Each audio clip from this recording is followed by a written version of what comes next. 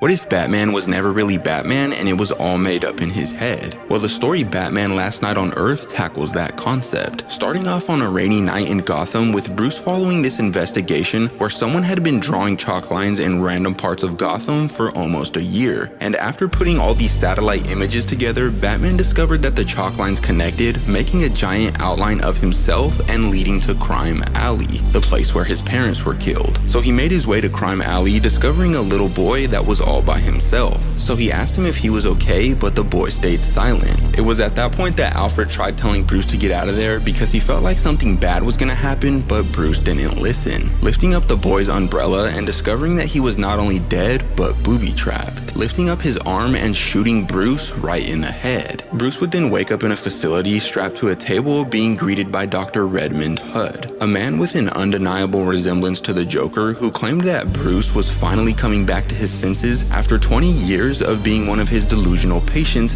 in Arkham Asylum. Refusing to believe it was true, Bruce demanded to be freed, but Dr. Hudd assured him that he was okay and then said that there was someone outside waiting to see him. Walking inside was Alfred, promising Bruce that they'd go home soon and assuring him that he was forgiven and that nobody blamed him for what he did. But Bruce wasn't sure what he was talking about. What did he mean they forgave him? Forgave him for what? Alfred was disheartened because he thought that Bruce was already aware that he killed his own parents. But once again, Bruce refused to believe the things that were being conveyed to him, and eventually Alfred got tired of it, ripping open the curtain next to them and expressing that Bruce was hurting the Arkham staff members that were only trying to help him. And all the staff members resembled various Batman villains, making it seem like Bruce was just imagining all this stuff even more. After being put to sleep, later that night, Bruce woke up in a padded cell, discovering a penny and toy dinosaur that clearly represented the ones in his Batcave. Bruce was furious, throwing them onto the ground and stating that he'd never believe it was all an illusion. The next day, he was visited by Alfred once again, so he asked him how he knew how to speak all these languages and how he knew how to fight if he was just imagining being Batman. And so Alfred exhaustingly explained that he learned the languages in Arkham's library, and he knew how to fight because Dr. Algol taught him in the gymnasium. But despite how many of his questions were answered, Bruce still refused to believe, so Alfred provided one last piece of evidence to try and get through to him: